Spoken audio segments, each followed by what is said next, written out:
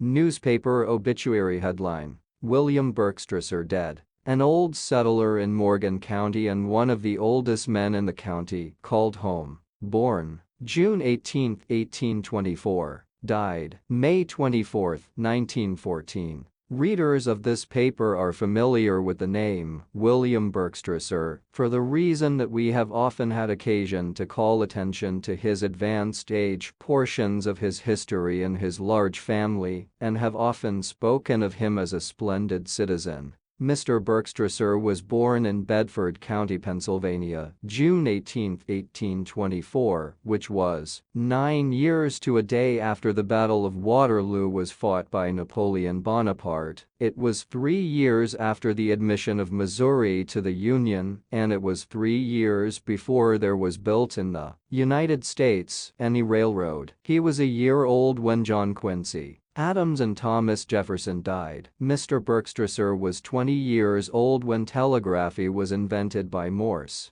Thus it is seen that he has lived through 90 years of this country's greatest prosperity and advancement, and it is right to say that Mr. Berkstresser has contributed his part to this growth and prosperity, for he has been a hard-working man all his life. Perhaps no man has been more diligently employed through so many years, with an eye steadily fixed upon the country's good, more than William Berkstresser. A great portion of his life was given to rafting logs on the Monongahela and other Pennsylvania rivers. This work covered a long period of years. These logs were being used in the lumber industry of that state. Mr. Berkstresser came to Missouri with his family in 1867. Locating northwest of Versailles about 3 miles where the family has since lived. Daniel, a brother of William, settled there about the same time, and some Lutman families from the same part of Pennsylvania also settled in that part of the county, making a small Pennsylvania colony representing splendid man and womanhood, which was to add much to the advancement and prosperity of Morgan County in after years. Squire W.S.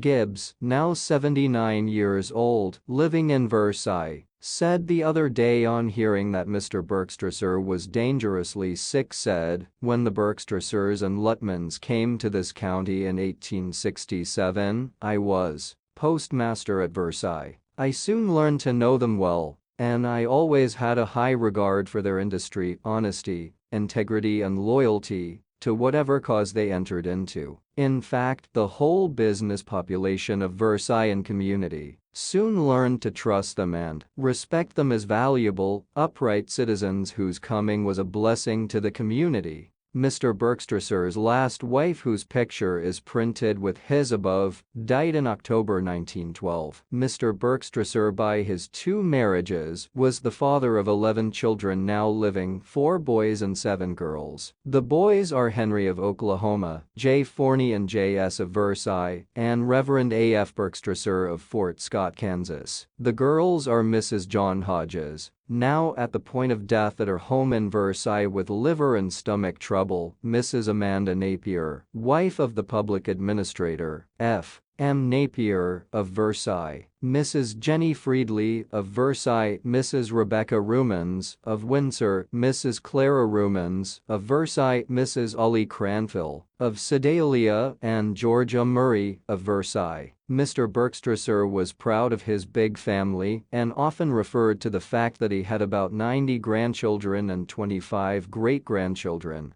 Mr. Berkstresser had been a member of the Church of God about 70 years and was a devoted Christian gentleman and raised his large family in fear of the Lord. He had been in splendid health all his life till about 2 weeks before his death, when he was suddenly stricken with paralysis from which he never rallied. He seemed to be conscious, but could not speak anymore. After he was stricken, he passed peacefully away Sunday morning, May 24, 1914, lacking 95 days of being 90 years old. It had been his hope that he would live to see his 90th birthday, but to the editor of this paper a year ago he expressed some doubt as to whether he would live to see it. The funeral services were conducted Tuesday evening at 3 o'clock at the Antioch church where deceased held his membership. Rev. Wise of Fort Scott, Kansas, a former pastor of the church, conducted the funeral services. The children were all present except Mrs. Hodges. A large crowd of relatives and friends of the family attended the funeral.